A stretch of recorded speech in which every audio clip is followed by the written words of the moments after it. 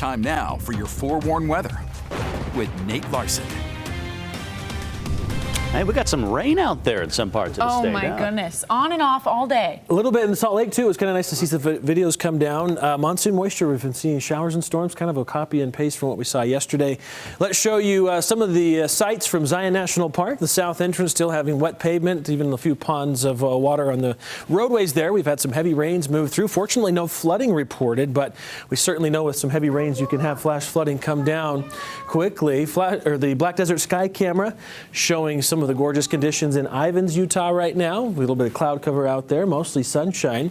We've got temperatures that have been cooled off significantly due to some rain that's moved through.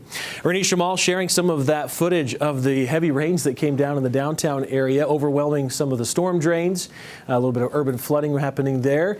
As far as weather gauges, I couldn't find any spots right downtown, but some areas reported a good 1/10 of an inch that came down in just a really short amount of time, which again overwhelmed some of the drainage areas. Friday monsoon setup. Tomorrow, similar to what we saw today, but it shifts a little further east, so not expecting the flooding to take place hopefully across as many areas, but it is certainly going to be possible as we continue into eastern Utah.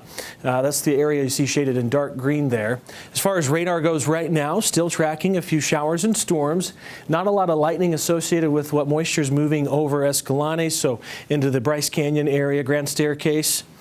We are seeing some showers still at Zion National Park. Less moisture across eastern Utah, but seeing some showers and storms across San Juan County. Looks like north of Blanding, between that slug of terrain between Blanding and Moab.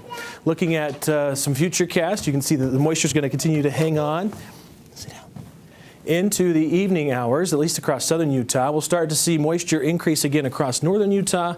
There's a slight chance we could still see a stray storm tonight, but mainly tomorrow morning. This is 6 o'clock into the early afternoon. Then a front moves in from the Pacific Northwest. This looks like it's going to dry us out a little bit. Ahead of the cold front, it should also increase the winds. We're expecting high fire danger to increase tomorrow through Saturday due to the strong wind gusts that will be present ahead of this cold front that's moving through. And it's going to bring a significant change to our temperatures, but you'll note that not a lot of moisture is moving in with this next storm system.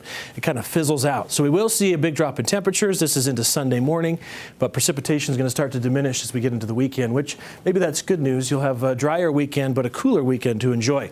This is your precipitation potential map for Friday. You see the eastern half of the state primarily focused for storms, not as common across the western part of the state, but still the Utah mountain spine or areas along I-15 and east expecting to see some thunderstorm activity tomorrow. Upper level futurecast showing that the monsoon moisture will start to move out as that trough moves inland. Off the Pacific Northwest, we'll continue to see a chance of some cooler weather stick around through early next week. Temperatures expected to trend a good 15 degrees cooler than normal as this storm system moves through Sunday. That'll be our coolest day. And it's, again, mainly a dry front where it's bringing in some cooler air, but it will start to feel a little more like fall as we get into Sunday. Should feel nice. Mentioned the fire danger increasing across the area into Friday and Saturday. Those areas you see shaded in pink, expected to see 20 to 35 mile per hour winds, gusts to 50. We should expect to see low relative humidity as well. Temperatures near 90 degrees in Salt Lake City for Friday, 96 in St. George. Looking at a slight chance of moisture, some windy conditions, still 93 on Saturday, breezy winds, 92 on Sunday. And then by next week, we'll start to rebound with temperatures near average by Tuesday, Wednesday. Temperatures back to the century mark Tuesday and Wednesday as well. For the Wasatch Front, scattered storms on Friday, 90 degrees, windy. We dropped to 86 on Saturday and 76 on Sunday, mostly sunny skies. Looking at temperatures rebounding back to 80 degrees on Monday, back to 90 though by Wednesday, so that's average.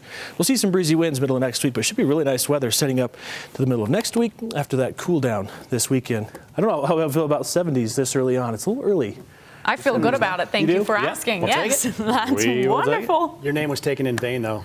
Was it? In the golf tournament going over in Colorado. There were some storms. Yeah. Oh, okay. They had to postpone. I caused it. Yeah.